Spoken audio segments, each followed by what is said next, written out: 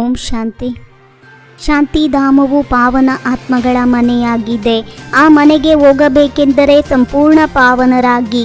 ಆಗ ತಂದೆಯು ನಿಮಗೆ ವಿಶ್ವದ ರಾಜ್ಯ ಭಾಗ್ಯವನ್ನು ಅವಶ್ಯವಾಗಿ ಕೊಡುತ್ತಾರೆ. ಮಧುರ ಮಕ್ಕಳೇ, ನೀವು ನನ್ನನ್ನು ನೆನಪು ಮಾಡಿದರೆ ನಾನು ನಿಮ್ಮನ್ನು ಶಿಕ್ಷೆಗಳನ್ನು ಅನುಭವಿಸದೆ ಮನೆಗೆ ಕರೆದುಕೊಂಡು ಹೋಗುತ್ತೇನೆಂದು ತಂದೆಯು ಎಲ್ಲ ಮಕ್ಕಳಿಗೆ ಗ್ಯಾರಂಟಿ ಕೊಡುತ್ತಾರೆ. ಶಾಂತಿಧಾಮ ಎಲ್ಲ ಆತ್ಮಗಳ ಮನೆಯಾಗಿದೆ. ಇಲ್ಲಿ ಎಲ್ಲ ಜೀವಾತ್ಮರಿಗೆ ಒಂದೇ ಮನೆಯಲ್ಲ. ಈಗ ಯಾರೆಲ್ಲ ಕೋಟ್ಯಾಂತರ ಆತ್ಮಗಳಿದ್ದಾರೆಯೋ ಎಲ್ಲರೂ ಮನೆಗೆ ಅವಶ್ಯವಾಗಿ ಹೋಗಬೇಕಾಗಿದೆ. ತಮ್ಮ ಮನಸ್ಸನ್ನು ಕೇಳಿಕೊಳ್ಳಿ. ಏ ಆತ್ಮರೇ, ನೀವು ಪತಿತರು ಅಲ್ಲಿಗೆ ಹೋಗಲು ಹೇಗೆ ಸಾಧ್ಯ? ಪಾವನರಂತೂ ಅವಶ್ಯವಾಗಿ ಆಗಬೇಕಾಗಿದೆ. ಈಗ ಮನೆಗೆ ಹೋಗಬೇಕಾಗಿದೆ, ಮತ್ತೇನು ಹೇಳುವಂತಿಲ್ಲ. ಭಕ್ತಿ ಮಾರ್ಗದಲ್ಲಿ ನೀವು ಇಷ್ಟೊಂದು ಸಮಯದಿಂದ ಪುರುಷಾರ್ಥ ಮಾಡಿದ್ದೀರಿ ಏತಕ್ಕಾಗಿ? ಮುಕ್ತಿಗಾಗಿ. ಅಂದ ಮೇಲೆ ಈಗ ತಂದೆಯು ಪ್ರಶ್ನಿಸುತ್ತಾರೆ, ಮನೆಗೆ ಹೋಗುವ ವಿಚಾರವಿದೆಯೇ? ಆ ಮನೆಗೆ ಶಾಂತಿಧಾಮ ವಾನಪ್ರಸ್ಥವೆಂದು ಹೇಳಲಾಗುತ್ತದೆ. ಪಾವನರಾಗಿ ಪಾವನ ಶಾಂತಿಧಾಮಕ್ಕೆ ಹೋಗಬೇಕಾಗಿದೆ. ಎಷ್ಟು ಸಹಜ ಮಾತಾಗಿದೆ. ಅದು ಆತ್ಮಗಳ ಪಾವನ ಶಾಂತಿಧಾಮವಾಗಿದೆ. ಶಾಂತಿಧಾಮದಲ್ಲಿ ಎಲ್ಲ ಪವಿತ್ರ ಆತ್ಮಗಳು ನಿವಾಸ ಮಾಡುತ್ತಾರೆ. ಅದು ಆತ್ಮಗಳ ಪವಿತ್ರ ಪ್ರಪಂಚ, ನಿರ್ವಿಕಾರಿ ನಿರಾಕಾರಿ ಪ್ರಪಂಚವಾಗಿದೆ.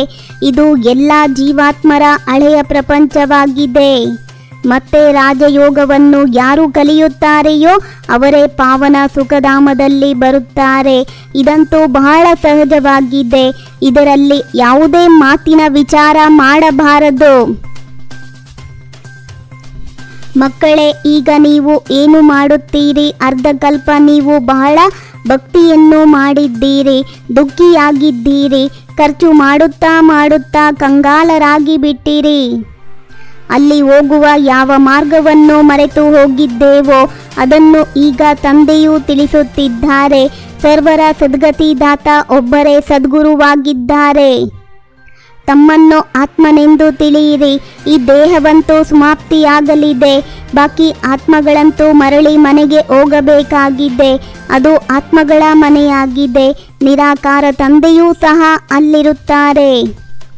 ತಂದೆಯು ಎಲ್ಲರಿಗಿಂತ ಕೊನೆಯಲ್ಲಿ ಬರುತ್ತಾರೆ, ಏಕೆಂದರೆ ಮತ್ತೆ ಎಲ್ಲರನ್ನೂ ಹಿಂತಿರುಗಿ ಮನೆಗೆ ಕರೆದುಕೊಂಡು ಹೋಗಬೇಕಾಗಿದೆ.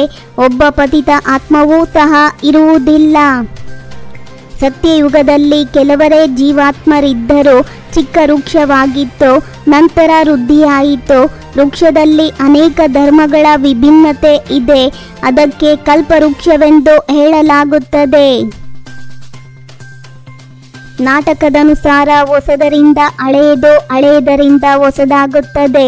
ಇದರ 4 ಭಾಗಗಳು ಸಮಾನವಾಗಿದೆ. ಇದಕ್ಕೆ ಸ್ವಸ್ತಿಕ್ ಎಂದು ಕರೆಯಲಾಗುತ್ತದೆ. ಒಬ್ಬರು ಶಿವತಂದೆ ಮತ್ತು ನಾವು ಮಕ್ಕಳು. ಮತ್ತೆ ಇಲ್ಲಿಗೆ ಬಂದಾಗ ಲಕ್ಷ್ಮೀನಾರಾಯಣರ ರಾಜ್ಯ ಮತ್ತು ರಾಮ ಸೀತೆಯರ ರಾಜ್ಯ, ಅನಂತರ ಅನ್ಯ ಧರ್ಮದವರು ಬರುತ್ತಾರೆ. ಅವರೊಂದಿಗೆ ನೀವು ಮಕ್ಕಳ ಸಂಬಂಧವೇ ಇಲ್ಲ. ನಮ್ಮ ಮನೆಯನ್ನು ಬಿಟ್ಟು ನಾವು ಎಷ್ಟೊಂದು ಸಮಯವಾಗಿ ಹೋಯಿತು. ತಂದೆಯೂ ಸಹ ಮನೆಯಲ್ಲೇ ಸಿಗುವರು. ಸತ್ಯಯುಗದಲ್ಲಂತೂ ಸಿಗುವುದಿಲ್ಲ. ಸತ್ಯಯುಗದಲ್ಲಿ ಅಳುವ ಚೀರಾಡುವ ಮಾತಿಲ್ಲ. ಶರೀರವಂತೂ ಅವಶ್ಯವಾಗಿ ಬದಲಾಯಿಸಬೇಕಾಗುತ್ತದೆ. ನೀವು ಈ ಒಂದು ಅಂತಿಮ ಜನ್ಮದಲ್ಲಿ ನೆನಪಿನಲ್ಲಿರಲು ಸಾಧ್ಯವಿಲ್ಲವೇ?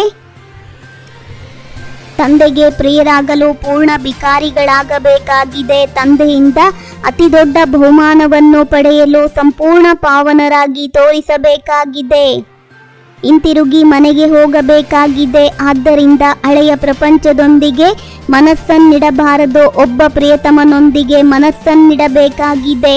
ತಂದೆ ಮತ್ತು ರಾಜಧಾನಿಯನ್ನು ನೆನಪು ಮಾಡಬೇಕಾಗಿದೆ.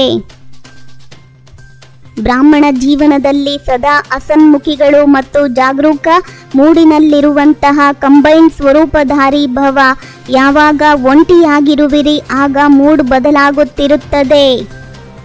ಯಾವುದೇ ಉತ್ಸವ ಆಚರಿಸುವುದು ಅರ್ಥಾತ್ ನೆನಪು ಮತ್ತು ಸೇವೆಯ ಉತ್ಸಾಹದಲ್ಲಿರುವುದು.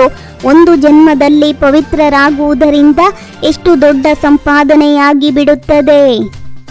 ಓಂ ಶಾಂತಿ. 21 ಜನ್ಮಗಳಿಗೆ 21 ಪರಮಾತ್ಮನ ಮಹಾವಾಕ್ಯವನ್ನ ಆಲಿಸಿ.